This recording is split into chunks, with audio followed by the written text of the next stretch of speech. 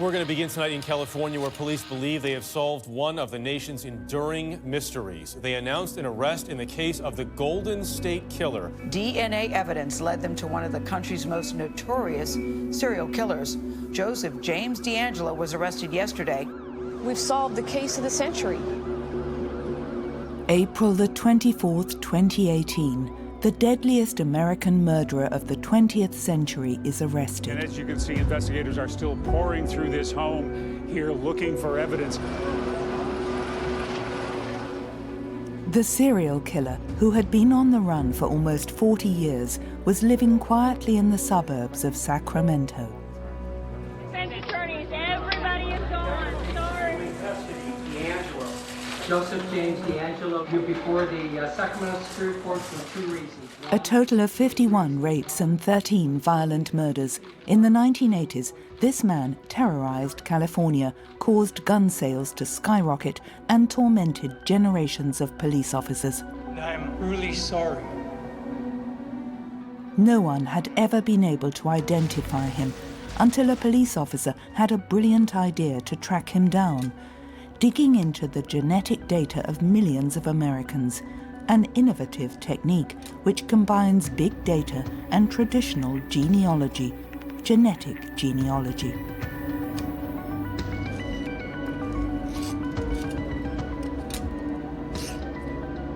Think about this, the Golden State Killer case. For 44 years, 15 different law enforcement jurisdictions. With the genealogy tool, it took 6 of us 4.5 months. Thanks to this technique, a so-called cold case is solved every week in the United States.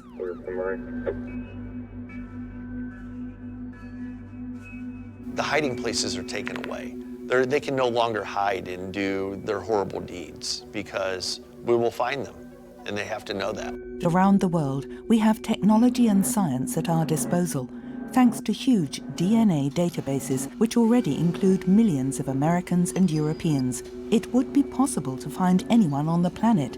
How far can this wide-scale use of DNA data take us? If we can track killers, we could also track political dissidents, migrants, family relatives, or even yourself.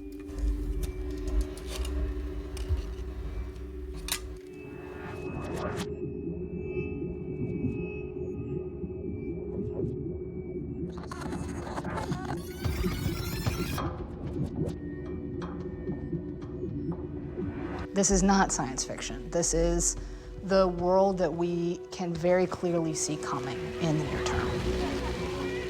What must we sacrifice to make the world a safer place? Our freedom? Our privacy?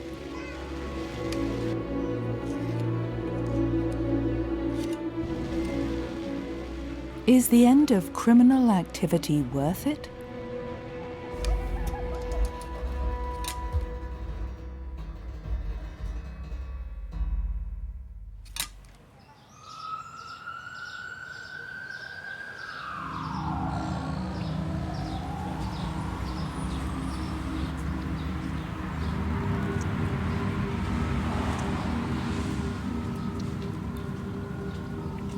In the United States, one killer after another is being tracked down. The American police have become masters of DNA identification. Paul Holes was the first one to try it. He has spent his entire career searching for the Golden State Killer, the dreaded Californian serial killer.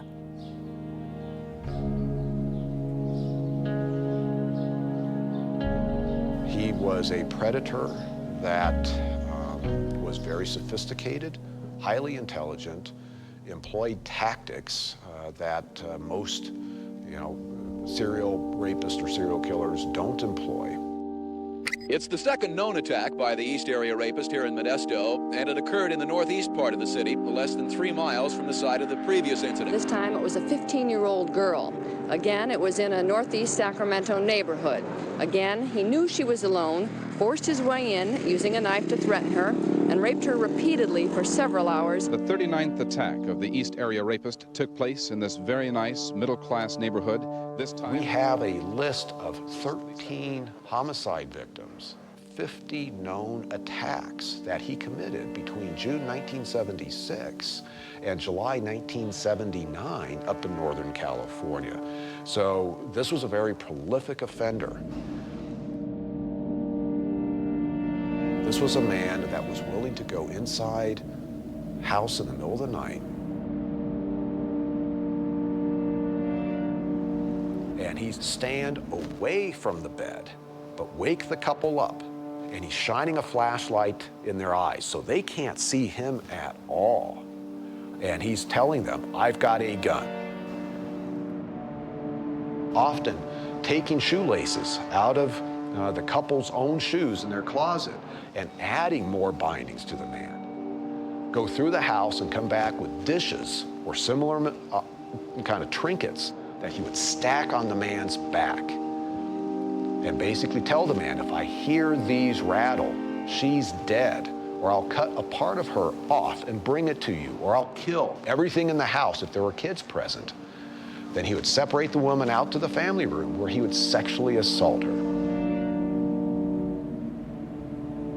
You could be a highly trained military guy, but this guy sneaks into your bedroom and has a gun pointed at you, and you realize, you know, even if I try to make a move, he's going to shoot me. And unfortunately, down in Southern California, some of the men did try to go after him, and they were shot and killed.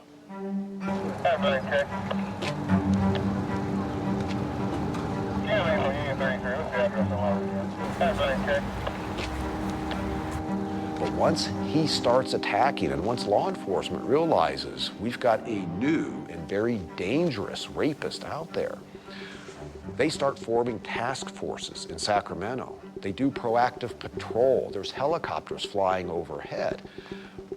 They're trying to catch this guy with everything they possibly can. And yet, East Area Rapist was still able to attack in those very areas where law enforcement is trying to catch him and escape and get away. He's not the man. If there's more than one, we've still got a lot of work to do. These communities to completely change their lifestyle. The communities are forming neighborhood watches where now you have groups of men who are wandering around the neighborhoods at night trying to do their own patrol to augment what law enforcement was doing. They are buying guns, and so now everybody was paranoid. In 1986, the attacks stopped. The killer seemed to have settled down, but Paul Holes didn't give up.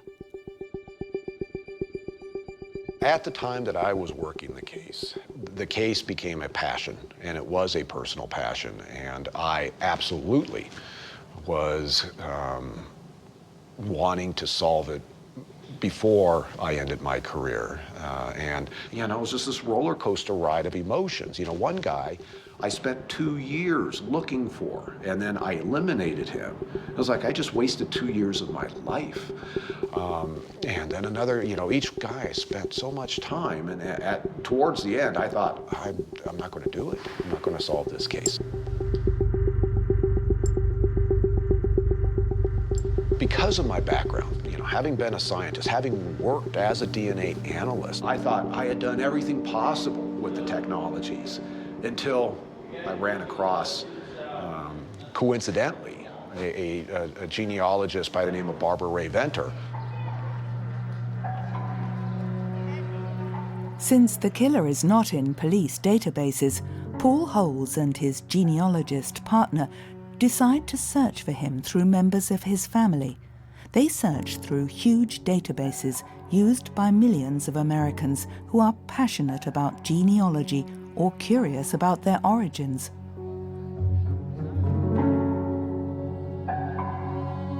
We have no idea who we're related to. Oh my God, this is her. Wow, I just didn't know they kept records like this, to be honest with you. Oh my God. And let Ancestry guide you through the world's largest online collection of family history records. Ancestry.co.uk. Discover your story. In 2018, these DNA kits are becoming very popular. Nearly 30 million people have already sent some of their saliva to laboratories to obtain information on their genetic profile for $100. Their geographical origins and above all the names and email addresses of cousins, closely or distantly related, who share some DNA and who are already in the database.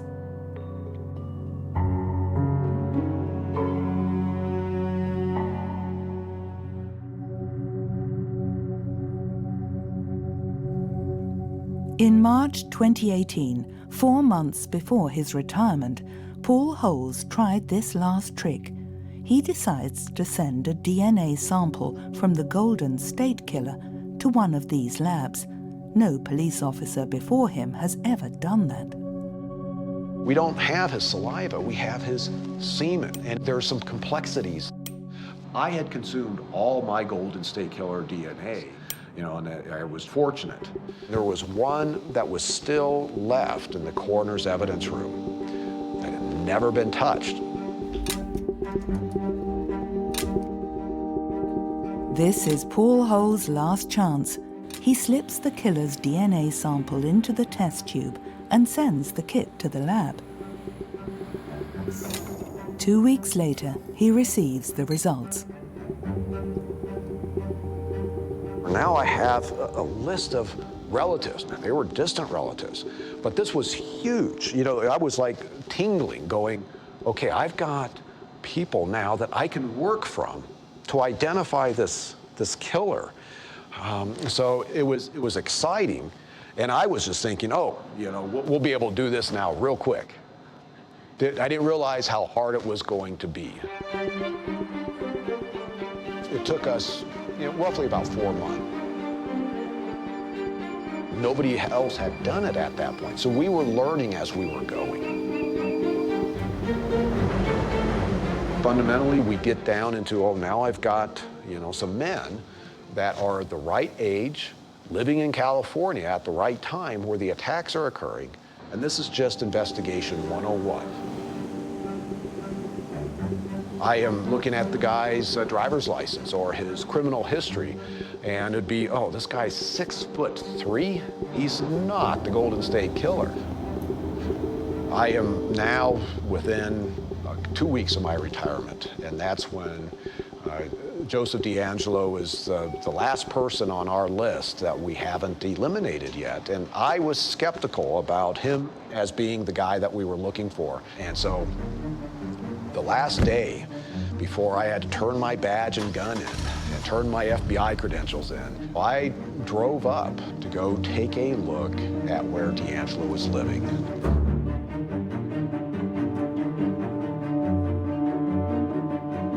I pulled in front of his house, and he was home, and I'm looking at the house, I'm backing up, looking at his backyard.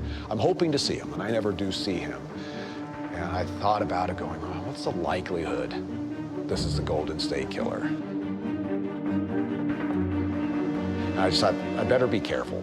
And that's when I just decided, you know what, I need to drive home and not rush this. And that was the last thing I did. The next day, I'm turning my badge and gun in, and I'm walking out of my office carrying a little cardboard box with my, my mementos for my career, basically.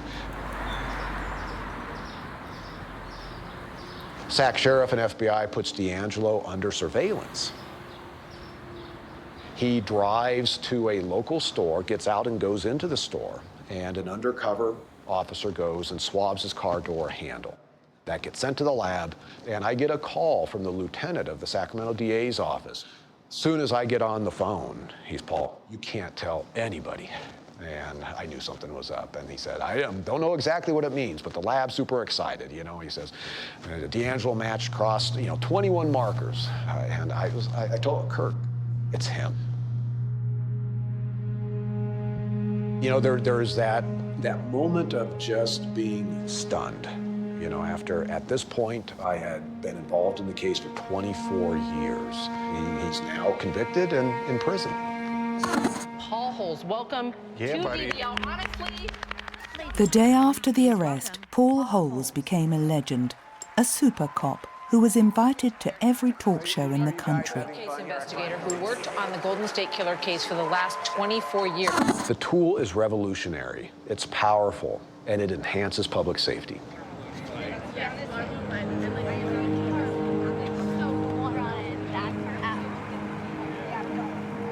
Since Paul Hole's stroke of genius, in 3 years, nearly 300 killers have been put in jail using this method.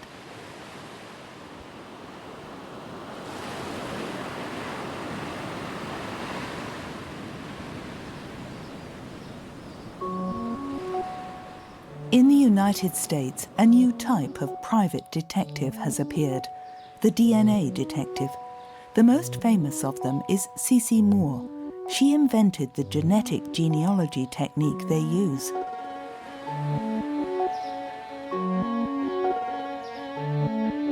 Please welcome C.C. Moore. Hi, C.C. A former actress, the detective is very popular, invited to the biggest shows in the country to talk about her achievements. There is even a series dedicated to her. The perfect crime doesn't exist anymore if you leave your DNA behind. So anyone who has left their DNA behind at a crime scene should plan on being identified. It might be next week, it might be next year, it might take a little bit more time, but there is no doubt that they will be identified. There are over 160 cases now that I've been able to help law enforcement resolve, and it averages to about 1 per week. In 2008, C.C. Moore's interest in genealogy rose, just as the first DNA analysis kits appeared. Her hobby quickly became an obsession. She gave up her acting career and compared hundreds of DNA profiles. After 7 years of research, alone at home, without a diploma, she developed a new and extremely efficient technique to identify unknown people.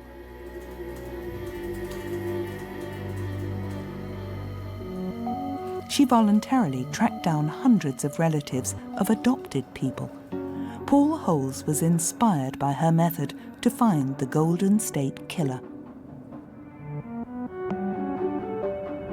I did invent a new job without intending to. I certainly didn't set out to do that. But when I dropped my current work to focus on this as a volunteer at first, I couldn't have imagined where it would go. You know, it came as quite a shock to forensic experts, forensic scientists, that this is their career, their degree, they're certified, licensed, and then out of nowhere comes this genetic genealogy technique they'd never heard of. C.C. created the first genetic genealogy service in the world within a large American laboratory. After Paul Holes, hundreds of police officers called C.C. to solve their crimes. One of the first is an investigator from Indiana. In May 2018, he asked her to look into the case of April Tinsley, an 8-year-old girl who was murdered and raped 500 meters from her home.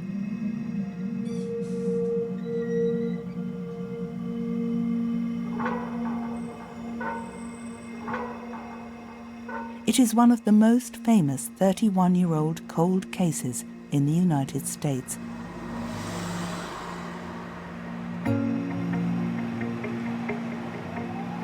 It took C.C. Moore 4 days to solve it. I Googled C.C. Moore, I saw some of the projects she was involved with, and I thought to myself, how in the world is she gonna track one person in the whole world using this information? I couldn't wrap my mind around it. I even went so far as to go to the local bookstore and buy a book called DNA for Dummies and another one called Genealogy for Dummies, because they were talking about things that I had never heard of before.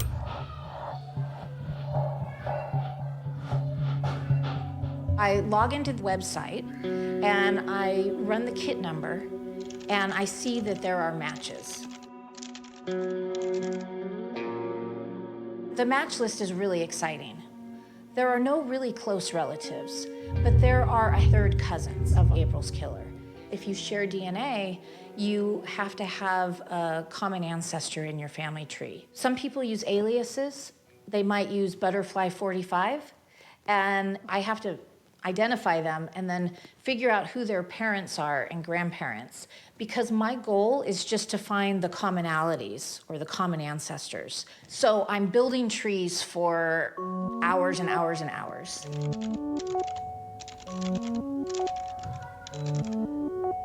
I use genealogical records like census records, vital records, birth, marriage, death records, but I also use newspaper archives. I use social media. You know, a lot of people put information about their families on social media, and that's really helpful to me, so I have to be creative.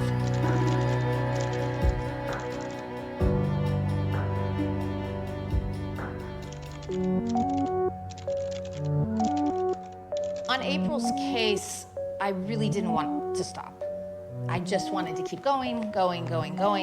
Have been building trees for 3-4 days, pretty much nonstop, just with little naps, and my husband puts food in front of me so I don't have to stop. So I don't take breaks. I just keep working and working, because my job is reliant on finding the smallest clues. I have to be able to recognize patterns and commonalities and overlaps. I have to know, hey, I saw that surname 12 hours ago.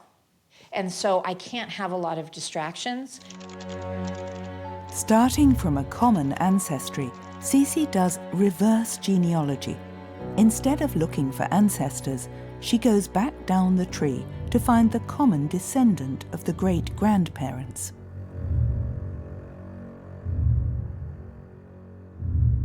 After maybe 2 days, I finally found that first connection where 2 different descendants from genetic networks marry and have children. So I know that the killers got to be a descendant of that marriage. So I know that I am very, very close to identifying April's killer. I learned that they had 3 sons. One of the 3 brothers died before the crime took place. So that narrows it down to just 2 men. Just 2 men who could be responsible for April's murder. And at that point, my job ends. I then have to provide that information to Detective Martin and his team. That is when Detective Martin and his team hear the name of the killer for the very first time. Does he? Yeah, interesting. So one of the surprises of the big ones. It was the biggest gift in the world, and it was exciting, it was scary, it was a very overwhelming moment. We now, for lack of better terms, have the most scientific tip in the world.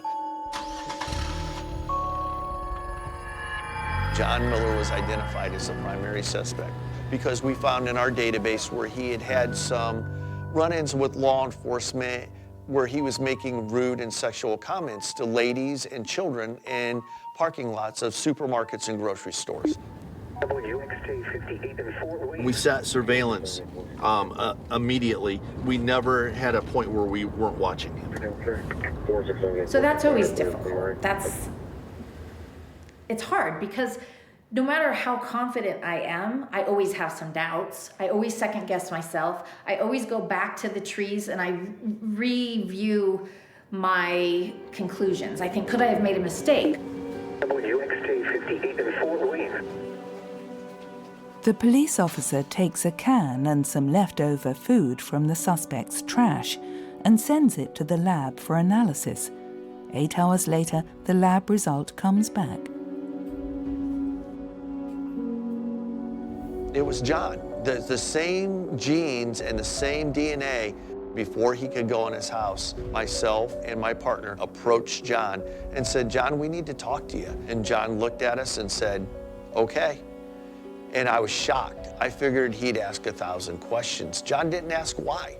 John didn't ask why we needed to talk to him or what we wanted help with until I said to John in an interview room, hey. Do you have any idea what we need to talk to you about?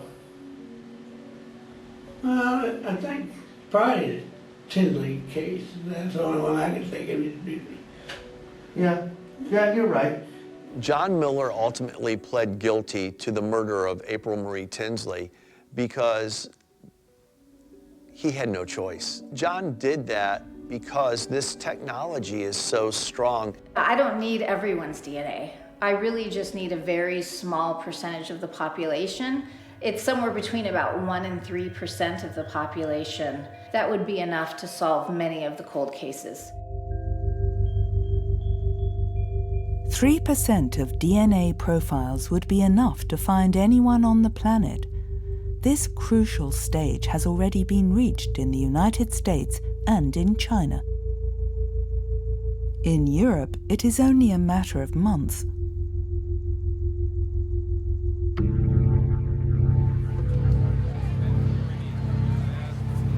The science of genetic identification is progressing so fast that it is starting to overtake conventional investigation.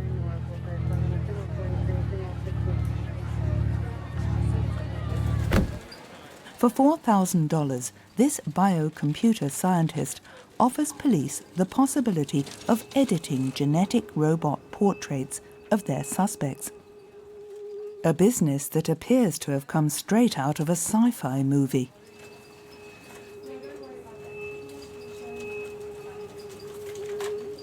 We went to all of these conferences to meet detectives, to meet police chiefs, and tell them, if you have DNA from a crime scene, we can tell you what your person looked like.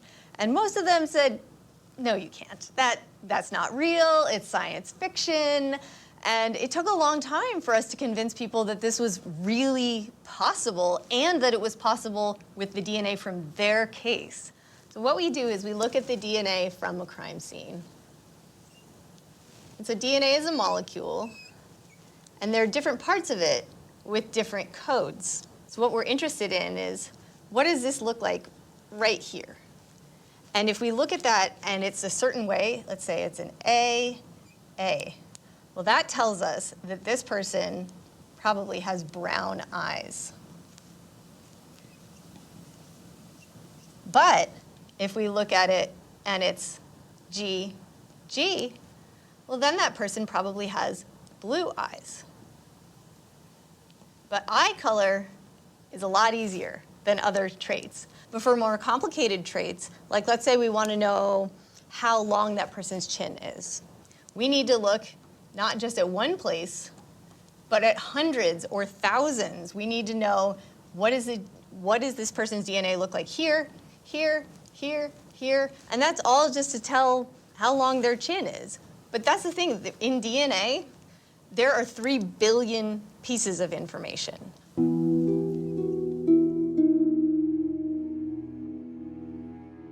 There are other aspects of the DNA, not the sequence, but changes to it that can tell approximately how old someone is.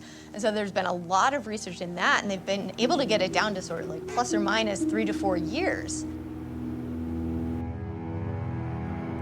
From a tiny DNA trace, even a damaged or partial one, in less than 24 hours, the software produces a face with chilling precision. In 2016, in Texas, the body of Shante Blankenship, 25 years old, was found in a shed. The young woman had been raped and beaten to death. You know, the detectives were looking for leads because they didn't have a witness to this crime.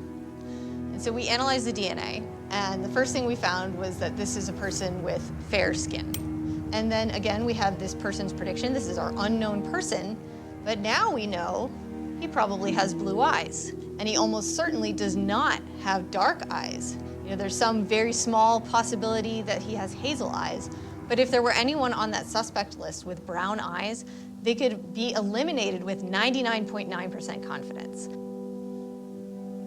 And then we found that this was probably a person who had a few freckles, and they almost certainly didn't have no freckles. This person falls sort of between blonde and brown, so a light brown, a dirty blonde. And then for redness, we predict this person does not have red hair. finally, we can put all of that together. So what you see here is the actual prediction that comes out of Snapshot. You see that it's a three-dimensional face shape. The jaw of this person is wider than average, more compact chin, and the nose is sort of up.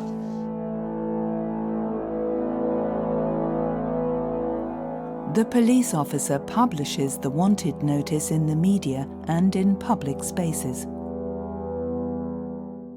The perpetrator himself saw this, and he saw it. He realized that the police were going to find him soon. And so he decided to confess. So he went before his church congregation and confessed that he was the one who had murdered Chantal Blankenship. In the United States, there are no regulations on software-modeled DNA portraits. In France, its use is limited and subject to judicial review. It has only been used in rare cases, and the results have never been made public.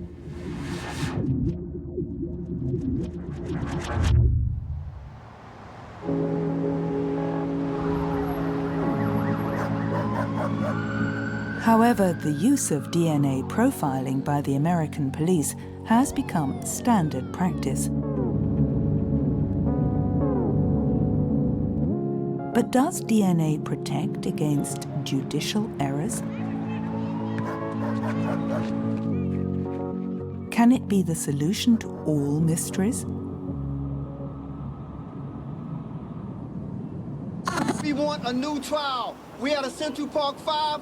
We will not have a Howard Beach 1 with Chanel Lewis. No justice. No peace. No justice. No peace. No justice. No peace. No justice. New York City, summer 2021. Hundreds of protesters claim the innocence of a man charged as a result of DNA profiling. Chanel Lewis, aged 20, sentenced to life in prison for the murder of a jogger. 40,000 people sign a petition asking for a retrial. The investigation and the trial are resounding against a backdrop of racial tensions. The victim, a white female, is the daughter of a New York police officer. The accused is a black man from a low-income neighborhood and without an education. It is a case that has captivated New York for the last 5 years and anyone who follows crime in the city. And it's a case that many people have serious questions about. And so you have massive media outcry about how this could happen. Hundreds of detectives are placed on a task force designed to solve the murder. The pressure on the NYPD to solve the murder, who did this, why they did it, why it was so gruesome, is extreme and building over time. The longer the case is cold, the longer they cannot say that they've made an arrest. And for 6 months, the case is cold.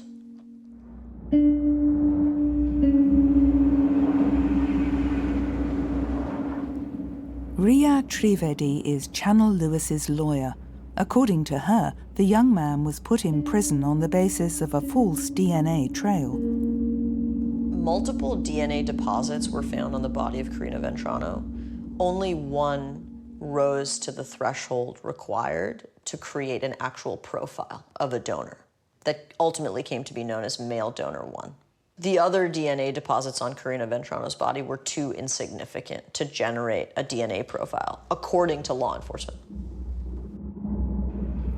Multiple traces of DNA were found on Karina Ventrano's hands, face and clothes.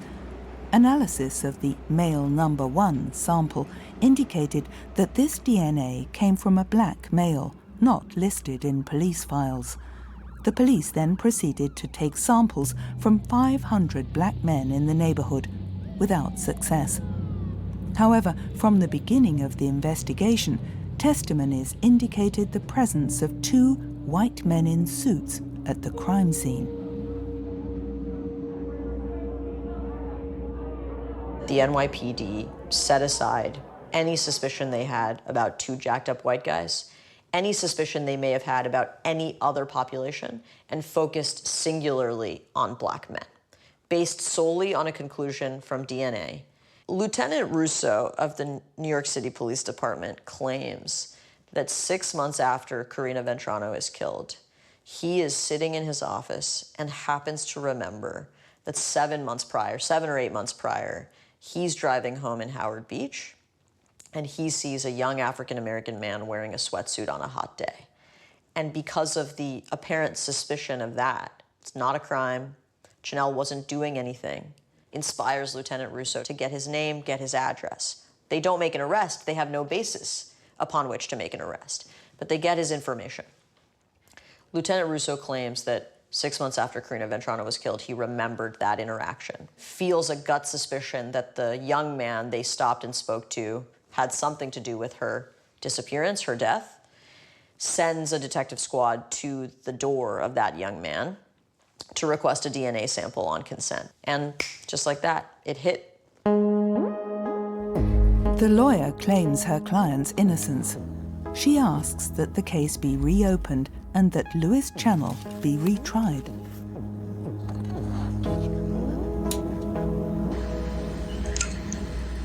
It's extremely disturbing that no one in this case has seriously considered whether or not male donor 1's DNA was left on Karina Ventrano's body by way of some event other than her killing. Which is to say, did she sit on a bench that he had previously sat on? Did they happen to patronize the same restaurant in Howard Beach? DNA doesn't survive forever, it also doesn't diminish immediately. I ride a subway 4 times a day. The subway system moves 8 million people a day. The amount of genetic transfer happening solely on the New York City subway is unfathomable. And if you were to lead to the conclusion that simply because of the presence of someone else's DNA on a person's body, that those people were in a criminal interaction, a victim-perpetrator interaction, has incredible power to lead to the imprisonment of innocent people.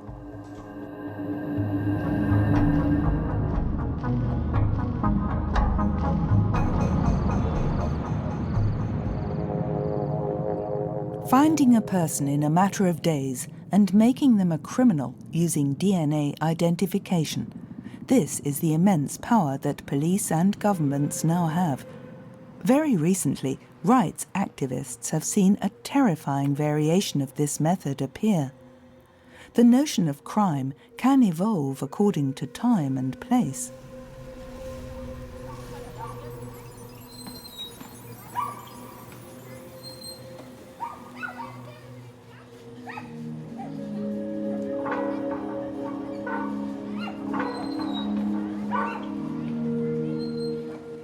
For the past 5 years, a dozen states in the United States have put in place rules limiting access to abortion. For having an abortion, millions of women or their relatives are likely to be criminalized. There have been hundreds of thousands of people that haven't had real access to abortion. The right to abortion has been kind of sliced away. Imagine that it's a pie, and every year with every law, they take a slice out, and now we're left with this sliver, and we're trying to hold on to it with our bare hands to say, no, not this too. We know of at least 1,200 people that have been prosecuted, criminalized for a pregnancy loss, I believe since Roe in 1973, that case Roe, to now. There was a 2018 or 2019 case in Augusta, Georgia, where they found a 20-week-old fetal remains fetus in a water treatment plant. The Augusta police analyzed the DNA of the fetus, and within 2 days, the mother is found and questioned.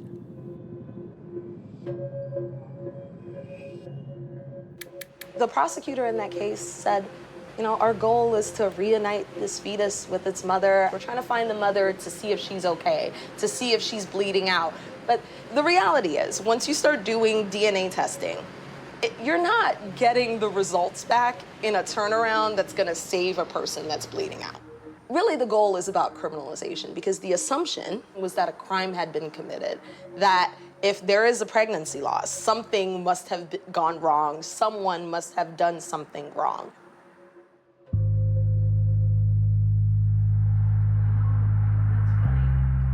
Facing a scandal triggered by this arrest, The prosecutor has withdrawn the charges against the young woman. However, since then, in Virginia in 2019, or in Texas in the autumn of 2021, other women have been found with DNA genealogy. In both cases, the circumstances of the end of the pregnancy are not clear. Abortion is criminalized, right? And at times, because abortion is criminalized, not just people that intend to have a pregnancy loss are arrested and prosecuted. It could be someone that had a stillbirth at home and it's an assumption or that it's an abortion, and those people with unintended losses are kind of like wrapped up in those abortion criminalization. The fear, and the genuine fear, is this chilling effect of people that might not go to their doctors because they don't want to go to jail. We incarcerate more people in the United States than anywhere else, right? So we know that the likelihood of police and prosecutors and state actors in using DNA testing to find pregnant people, it's a high likelihood. It's probable that it's going to happen again. I see the ways that pregnant people's rights are trampled over and over and over again. So them being able to have access to one more tool to be able to cause harm is angering less than it's fear.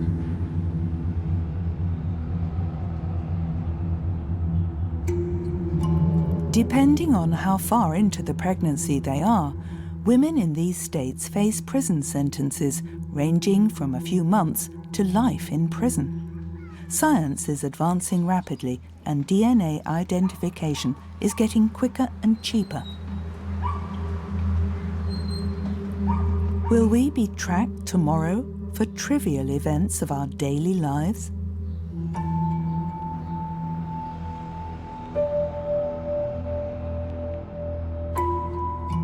In Hong Kong, metro passengers were surprised to see their software-generated sketches posted on the walls. With the agreement of the government, an association has reported citizens who throw their garbage on the ground. The DNA taken from the cigarette butts, cans or used masks has made it possible to edit their photo in 3D. Could this campaign of shame under different circumstances be rejected?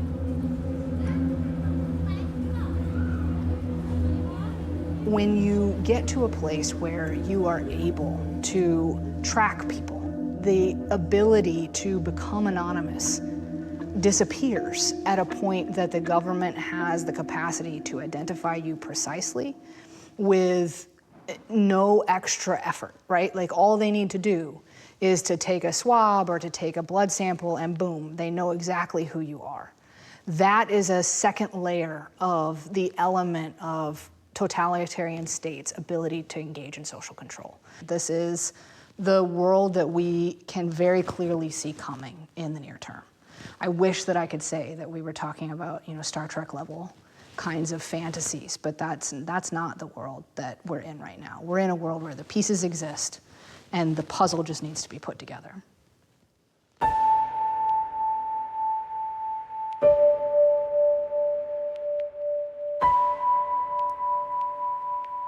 The DNA of millions of Europeans is already registered in the files of national police forces, but also in hospital databases.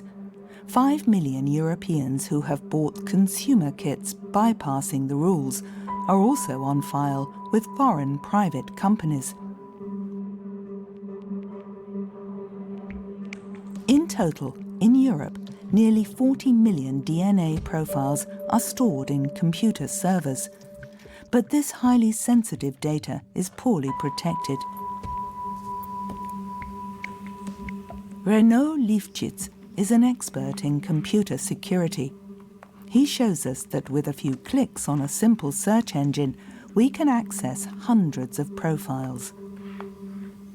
Il y a eu déjà plusieurs fuites ADN ces dernières années. Ça oscille entre 10 000 et 100 000 profils. Voilà, et là, on a 658 résultats. On voit par exemple le premier résultat est issu de l'Institut. Deuxième résultat, d'un site britannique. On voit des numéros de patients. Alors, il peut s'agir de fichiers tout à fait légitimes, partagés anonymement entre des chercheurs, ou bien de fuites de données, de sites qui n'ont pas bien protégé ces documents et ces répertoires. Et là, les données personnelles n'ont rien à faire là, quoi. C'est beaucoup plus problématique qu'un simple vol de carte bancaire, parce que votre carte bancaire, vous la faites voler, vous pouvez la faire remplacer, vous faites opposition et on ne peut plus toucher à votre argent et à votre carte. Là, vos informations génétiques, vous les gardez à vie et en plus, elles sont partagées avec vos frères et sœurs, vos parents, etc. Et donc, on peut connaître tous vos petits secrets, même les plus intimes. In our DNA, we do not only find data corresponding to our appearance. Vous avez des informations sur le physique de la personne, c'est ce qu'on appelle le phénotype, mais vous avez des informations aussi sur son alimentation, ses éventuels risques de carence. Vous avez des informations liées à sa personnalité. Est-ce qu'elle va avoir une propension à aimer les jeux d'argent? Est-ce que c'est une personne qui va prendre des risques? Est-ce que c'est une personne qui va être consciencieuse? Donc des choses qui sont beaucoup plus personnelles et beaucoup plus intimes. A DNA file is a simple text file composed of hundreds of thousands of lines. Each of these lines corresponds to a characteristic of our genetic heritage, called SNP. La toute première colonne, c'est simplement le numéro du SNP, avec RS suivi d'un long numéro. Et tous les SNP, en fait, sont connus chez l'homme et sont même documentés. A free directory references each characteristic in our DNA. By entering depression, predisposition to alcoholism, or lung cancer in the search bar, one finds the right road to look at. Ce qui est préoccupant, c'est que ces informations, si elles se retrouvent publiques, elles pourraient être regardées par votre assureur, par votre futur patron. Imaginons un employeur qui aurait récupéré l'ADN d'un candidat. Il va pouvoir regarder, par exemple, si son candidat est consciencieux au travail. Et ça lui sera évidemment très utile. For a few months now, a new startup has been offering a simplified version with coloured symbols. A future employer could check our intellectual capacities, if we have a tendency to be aggressive, a propensity to addictions, or even to determine our vulnerability to burning out.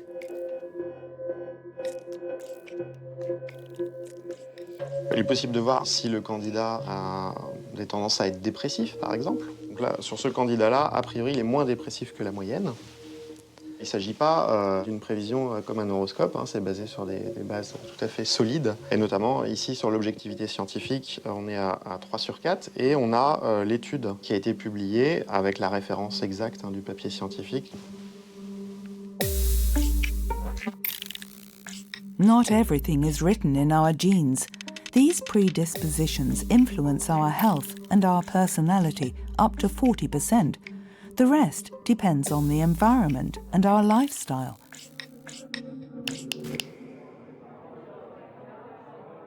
This man is a consultant in the health insurance sector. Anonymously, he explains that insurers are already looking at our genetic data. Par principe, les assureurs ne sont pas des philanthropes. Donc l'objectif, c'est un minimum de ne pas perdre d'argent et plutôt d'en gagner. À partir du moment où je vous connaîtrai totalement, de manière transparente, avec votre ADN, je n'aurai plus aucune incertitude sur votre état de santé. Quelle est votre probabilité de vivre ou de mourir et à quel âge? C'est-à-dire que pour une personne qui a un gène où on est à peu près persuadé qu'il va développer un cancer, soit je vais mettre une surprime très importante, mais la cotisation va augmenter beaucoup, soit, au bout du bout, je ne vous prends pas et je ne vous assure plus. Vous avez des pays qui ont commencé à mettre le pied dans la porte, notamment la Suisse, qui a essayé de légiférer. Pour l'instant, la loi n'est bien entendu pas passée, mais il y a des tentatives du lobby des assureurs pour faire passer une loi leur permettant d'avoir accès à vos données de santé et notamment à vos données ADN. In France, the insurance sector is extremely regulated. Opening the market to foreign companies could change this. Demain, vous allez avoir de nouveaux acteurs dans le marché de l'assurance. On voit que les GAFA, vous prenez Google, vous prenez Amazon aujourd'hui, sont intéressés et souhaitent rentrer sur le marché de l'assurance et notamment de l'assurance santé. Donc s'ils nous connaissent, si Google demain nous connaît dans notre intimité, ils pourront choisir de nous assurer ou pas en fonction des risques que nous avons et qu'ils connaîtront via nos tests génétiques. Et dans ces cas-là, s'il n'y a plus d'assurance, chaque citoyen devra mettre un peu d'argent de côté pour s'assurer lui-même par rapport à sa santé. C'est la loi de la jungle, c'est la loi du plus fort et c'est surtout la loi du plus riche.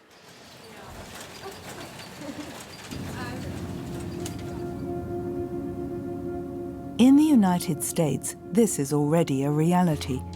The systematic identification of the population is underway. Since the 80s, a federal law has imposed DNA sampling of millions of Americans at birth.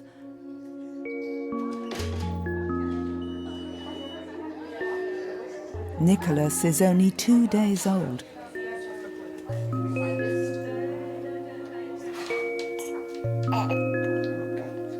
We're going to do his newborn screening today. So we're mandated to do this because it gives us the best amount of information for your baby to keep him healthy, including 57 tests that we wouldn't usually particularly test for.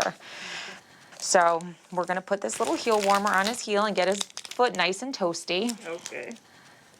Baby is always happiest in mom's arms, so we always like to keep baby in mom's arms as well, right? Yeah. Really, most people forget that they even had done, but they did, and it's really beneficial to your baby's health for sure.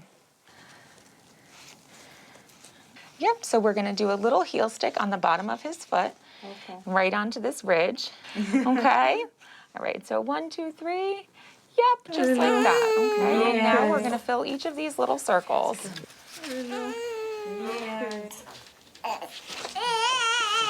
Okay, fini.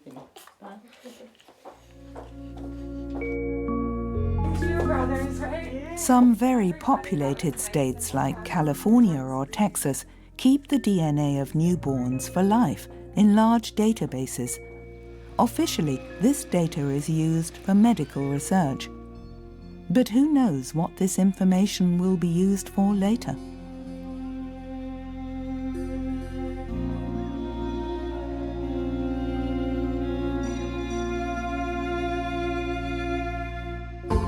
Police files, genealogical records, and even national data, all on file.